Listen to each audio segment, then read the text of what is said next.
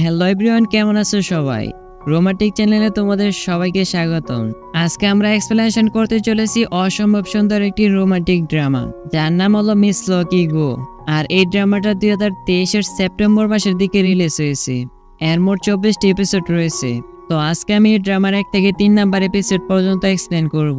তো চলো আর বেশি কথা না পারি আমাদের আজকের রোমান্টিক ড্রামার গল্পতে যাওয়া যাক।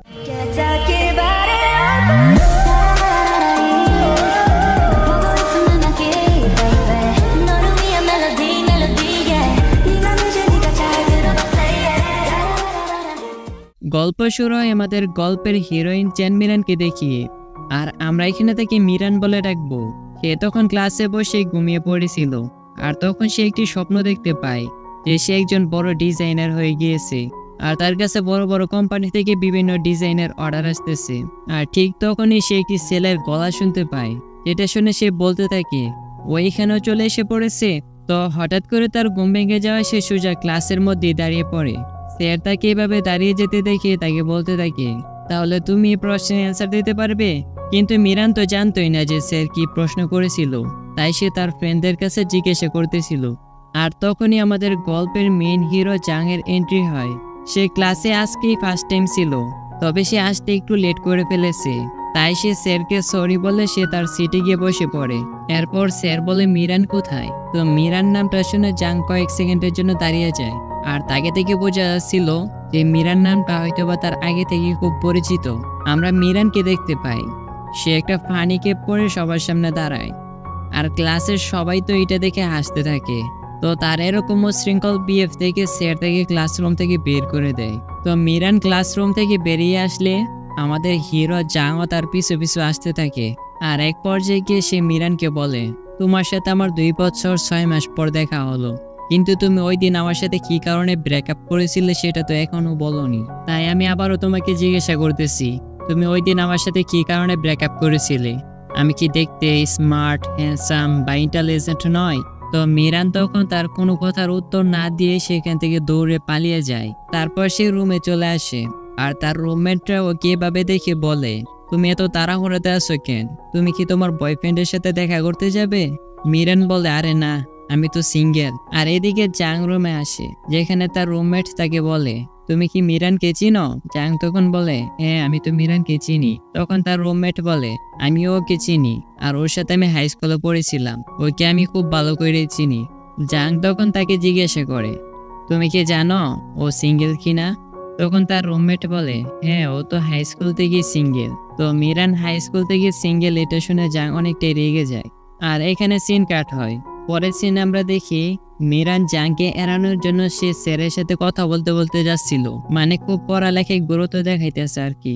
এমনকি লাঞ্চ করার টাইমেও সে জাংকে দেখে সেখান থেকে দৌড়ে পালিয়ে যায়। এরপর একদিন রাত্রে মিরান তার ফ্রেন্ডদের সাথে যাচ্ছিল, তখন সে সেখানে জাংকে দেখে সেখান থেকে পালিয়ে যাওয়ার চেষ্টা করে, কিন্তু এবার জাং থেকে দৌড়ে ফেলে এবং তাকে বলে, তুমি আর কতদিন আমার থেকে এভাবে পালিয়ে বেড়াবে?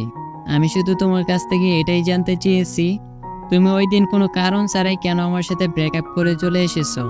কিন্তু মিরান এবারও তার কোনো কথার উত্তর দেয় না এবং তার হাতে কামড় বসিয়ে সেখান থেকে চলে আসে।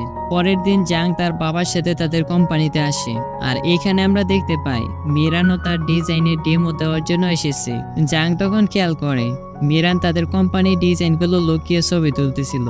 জাংও এই সুযোগে সেটার একটা ভিডিও করে রাখে। তো পরের দিন তাকে ব্ল্যাকমেল করার জন্য সে ভিডিও ফুটেজটা মিরানকে দেখায় এবং তাকে বলে, তুমি ওই দিন আমার সাথে কি কারণে ব্রেকআপ করেছিলে সেটা কি সত্যি করে এখন বলবা? না হলে আমি এই ভিডিওটা এখনই ম্যানেজারের কাছে পাঠিয়ে দিতেছি। আর ম্যানেজার যদি এই ভিডিওটা দেখে তাহলে তো বুঝতে পারতেছো কি হবে, তুমি আর কোনোদিনও ওদের সাথে কাজ করার সুযোগ পাবে না। তখন মিরান একটু ভয় পেয়ে যায় এবং একটা বাহানা করে বলে, আমাদের তো ব্রেকআপ হয়েছে প্রায় অনেক দিন হয়ে গিয়েছে, তাই আমি কি কারণে ব্রেকআপ করেছিলাম সেটাই ভুলে গিয়েছি, তাই আমাকে কিছুদিন সময় দাও, আমি মনে করে তোমাকে বলতেছি। এরপর থেকে জাং তাকে জ্বালাতে শুরু করে। কোনো সময় তাকে দিয়ে পানি আনায়, আবার কোনো সময় সাইকেল নষ্ট হয়ে গেলে তাকে দিয়ে সাইকেল ঠিক করায়। মানে মোট কথা বলতে গেলে জাং তাকে যেটা করতে বলে মিরানকে বাধ্য হয়ে সেটাই করতে হচ্ছিল। আর এইসব কাজ করতে করতে মিরান তো অনেকটাই বিরক্ত হয়ে যায়। ইস, আমার এক্সের যদি আমি এভাবে জ্বালাইতে পারতাম তাইলে না মনটার একটু শান্তি দেওয়া যেত। এরপর একদিন মিরান লক্ষ্য করে যে জাং ফুটবল ম্যাচ খেলতেছে। তো মিরান ওই সময়টার সুযোগ নিয়ে জাংয়ের ফোন খুঁজতে থাকে যেন সে ওই ভিডিওটা ডিলিট করতে পারে। কিন্তু তখনই মিরানের কাছে জাংয়ের মেসেজ আসে যেখানে তাকে পানি আনতে বলা হয়েছিল। আর এটা দেখে তো মিরান আরো বেশি রেগে যায়। তো পানি দিয়ে আসার সময় সে লুকিয়ে জাংয়ের ব্যাগ থেকে তার ফোনটা নিয়ে আসে। এরপর সে বিভিন্ন ধরনের পাসওয়ার্ড দিয়ে ফোনটাকে আনলক করার চেষ্টা করে, কিন্তু সে কিছুতেই ফোনটাকে আনলক করতে পারতেছিল না। এরপর সে নিজের ডেট অফ বার্থ দিয়ে চেষ্টা করে, আর সাথে সাথেই ফোনটা আনলক হয়ে যায়। তখনই জাং এসে তার হাত থেকে ফোনটা নিয়ে নেয় আর তাকে বলে ভিডিও ড্রাইভে সেভ করা আছে, এখান থেকে ভিডিও ডিলিট করলেও কোনো লাভ হবে না, তাই নেক্সটে এরকম ফালতু চেষ্টা করিও না। মিরান তাকে বলে তুমি ফোনের পাসওয়ার্ড কেন চেঞ্জ করোনি? জাং বলে এই পাসওয়ার্ডটা মনে রাখা খুবই সহজ, তাই এখনো পর্যন্ত এই পাসওয়ার্ডটাই দেওয়া আছে। এরপরে সিনে আমরা দেখতে পাই মিরান জং এর স্কেচ আঁকতেছিল আর জং বসে তার দিকে এক দৃষ্টিতে তাকিয়ে থাকে। আর এখানে তাদের ফার্স্টের কিছু সিন দেখানো হয়। আসলে 2 বছর আগে তারা কাপল ছিল এবং তারা দুইজন একে অপরের সাথে ডেট করতো। তো কিছু কারণবশত তাদের ব্রেকআপ হয়ে যায়, কিন্তু জাং মিরানকে অনেক ভালোবাসতো, তাই মিরানকে আবারও তার লাইফে ফিরে পাওয়ার জন্য সে বর্তমানে এইসব কাজ করতেছে। এরপর আমরা দেখতে পাই জাং এর স্কেচ আঁকা শেষ হয়ে গিয়েছে, তবে এই স্কেচটা জাং এর একদমই পছন্দ হয়নি, তাই সে মিরানকে আবারও তার ছবি আঁকতে বলে। এবার তো মিরান রেগে যায় আর জং এর একটি এনিমিস কার্টুনের ছবি এঁকে দেয়।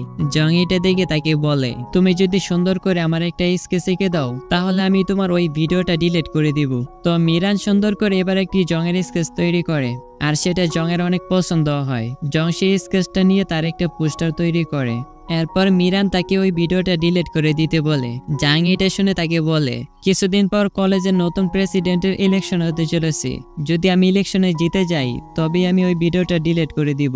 আর মিরান তো আবারও তার উপর অনেকটাই রেগে যায়, কিন্তু কি আর করার, এখন মিরানের একটাই উদ্দেশ্য যেভাবেই হোক না কেন জাংকে ইলেকশনে পাশ করানো, না হলে তো সে আবার ভিডিওটা ডিলিট করতে পারবে না। এরপর ইলেকশনের দিন চেনমি আর মিয়াও জং এর হয়ে ভোট চাচ্ছিল। তখন জাং মিরানের মতো একটি পান্ডা কস্টিউম পরে সেখানে আসে, আর এখানে জাংকে অনেক কিউট লাগতেছিল। আর তাদের পাশে একজন ছেলের কম্পিটিশন চলছিল, সে সবাইকে ইমপ্রেস করার জন্য তার বডি সবাইকে নানানভাবে দেখাচ্ছিল, আর সব মেয়েরাই তার ক্যাম্পিং দেখতেছিল। তো চেনমি জাংকে বলে তোমার তো তার মতো কোনো বডি নেই, তুমি এক কাজ করো, তোমার পান্ডা কস্টিউমটা পরে তুমি ডান্স করতে থাকো। আর জাংও তার কথা মতো ডান্স করতে থাকে। আর তখন দেখা যায় সকল মেয়েরা তার কাছে এসে পড়েছে এবং সেই কম্পিটিশনটা খুব ইজিলি ভাবে জিতে যায়। তো জাং জিতে যাওয়ায় সবাই থেকে ফুল দিয়ে শুভেচ্ছা জানাচ্ছিল। এখানে মিরানও তার জন্য ফুল নিয়ে এসেছিল, কিন্তু সবার কাছ থেকে ফুল নিতে গিয়ে জাং সেখানে জ্ঞান হারিয়ে ফেলে, কারণ তার ফুলে অ্যালার্জি ছিল। তো কিছুদিন পর জাং মিরানকে মেসেজ দিয়ে বলে তার সাথে দেখা করার জন্য।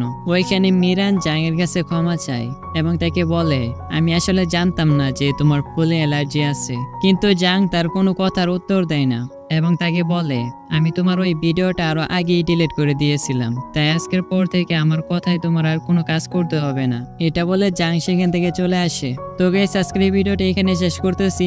পরবর্তী পার্ট দেখার জন্য ভিডিওতে লাইক করে চ্যানেলটিকে সাবস্ক্রাইব করে রেখো, মানে মিনি রোমান্টিক 2.0 চ্যানেলটিকে। এটাই আমার নতুন চ্যানেল, আর আগের চ্যানেল তো রিমুভ হয়ে গেছে, ওইটা নিয়ে কিছু করার নাই।